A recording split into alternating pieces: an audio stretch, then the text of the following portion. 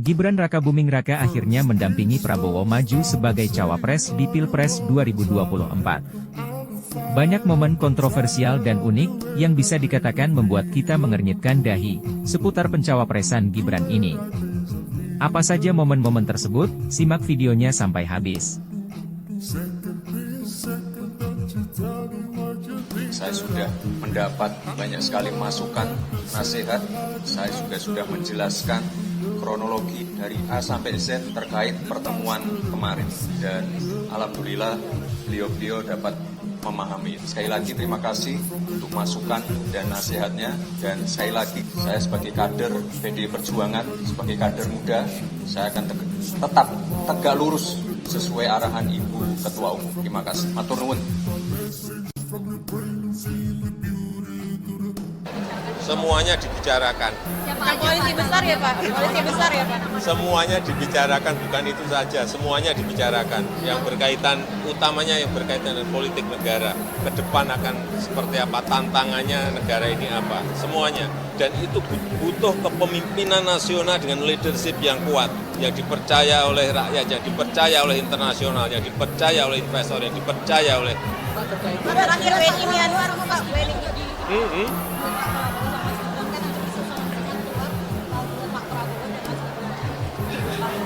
Itu aja juga didengerin. Ada dua WNI yang disandra di Myanmar. Pertama umur, yang kedua baru 2 tahun aja. Jadi wali kota. Yang logis saja lah. Hari Senin tanggal 16 Oktober 2023, MK membacakan putusannya yang kontroversial. Putusan itu tentang usia minimal capres-cawapres. Putusan ini membuka jalan bagi Gibran untuk dimajukan sebagai cawapres. Aroma nepotisme begitu kuat di sini, mengingat Ketua MK Anwar Usman adalah paman dari Gibran. Putusan ini mendapat penentangan dari banyak kalangan, termasuk para pendukung Jokowi. Yusril Iza Mahendra, selaku pihak pendukung Prabowo pun menentang keras putusan ini. Boleh saya katakan putusan ini mengandung satu cacat hukum yang serius. Putusan ini bahkan mengandung satu penyelundupan hukum. Karena putusannya mengatakan mengabulkan sebagian, kemudian pasal 169 yang 50 itu bertentangan dengan Undang-Undang Dasar 45, kecuali dimanai yang pernah menjabat atau sedang menjabat dalam jabatan yang dipilih melalui pemilihan termasuk kepala daerah. Kalau kita lihat putusan ini, memang bukan putusan bulat. Ada dissenting opinion, ada concurring opinion. Kalau dissenting itu memang dia tidak setuju dengan putusan. Dissenting dia berbeda. Kalau ada putusan, kemudian ada dissenting itu ditaruh di bagian daripada putusan itu sendiri, dan nanti dilihat skornya berapa. Karena hakim MK itu 9, kalau 4 dissenting, 5 setuju dengan diktum putusan, maka diloloskan, walaupun hanya perbedaan putusan MK yang terakhir, yang keempat, yang nomor 90 itu memang mengubah peta politik secara drastis ya, karena memang membuka kesempatan bagi Pak Gibran untuk maju. Apakah Pak Gibran akan memanfaatkan putusan MK itu benar-benar maju atau tidak maju, ya kita serahkan kepada beliau. Kalau beliau mau konsultasi dengan keluarganya, ya tentu ya kita serahkan sepenuhnya kepada beliau. Walaupun saya katakan bahwa ini adalah putusan yang kontroversial dan mengandung cacat hukum di dalamnya, putusan ini problematik, kita serahkan kepada beliau, dan saya percaya bahwa Pak Jokowi dan sebagai kepala keluarga dan Mas Gibran sendiri tentu akan mengambil keputusan yang paling bijaksana di tengah-tengah kemungkinan reaksi yang makin meluas akibat dari putusan yang kontroversial ini. Hari Minggu, 21 Oktober 2023, Partai Golkar menggelar acara Rapimnas. Rapat ini menghasilkan keputusan penunjukan capres-cawapres yang diusung Golkar di Pilpres 2024. Di hari itu Golkar sekaligus memberikan surat rekomendasi kepada Gibran untuk maju sebagai cawapres Prabowo. Sehari kemudian, di hari Minggu malam tanggal 22 Oktober 2023, Koalisi Indonesia Maju mendeklarasikan pasangan capres mereka. Koalisi menunjuk Prabowo Subianto sebagai capres dan Gibran sebagai cawapres. Anehnya, Gibran di momen penting tersebut justru tidak hadir bersama para ketua partai koalisi. Yang mengejutkan warganet, usut punya usut, selang 1 jam kemudian, Gibran malah men-tweet di akun X atau Twitternya tentang tebak skor pertandingan bola. seolah merasa tebak skor lebih penting daripada penunjukannya sebagai cawapres. Hari Seninnya, tanggal 23 Oktober, MK membacakan putusan tentang gugatan batas maksimal usia capres, yaitu 70 tahun.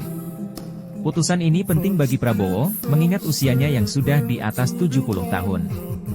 Jika MK menerima gugatan, maka Prabowo dipastikan gagal mencalonkan diri sebagai capres 2024. Tetapi, amar putusan MK menolak gugatan, sehingga Prabowo tetap bisa mencalonkan diri. Badan hukum tersebut di atas, Mahkamah berkesimpulan: 1. Mahkamah berwenang mengadili permohonan para pemohon. 2. Para pemohon memiliki kedudukan hukum untuk mengajukan permohonan abuo. 3. Pokok permohonan para pemohon sepanjang pengujian norma pasal 169 huruf D Undang-Undang 7 2017 adalah tidak beralasan menurut hukum. 4. Pokok permohonan para pemohon sepanjang pengujian norma pasal 169 huruf Q Undang-Undang 7 2017 adalah kehilangan objek. Berdasarkan Undang-Undang Dasar Negara Republik Indonesia tahun 1945 dan seterusnya, amar putusan mengadili: 1. Menyatakan permohonan para pemohon sepanjang pengujian norma pasal 169 huruf Q Undang-Undang 7 2017 tidak dapat diterima. 2. Menolak permohonan para pemohon untuk selain dan selebihnya. Pendapat berbeda.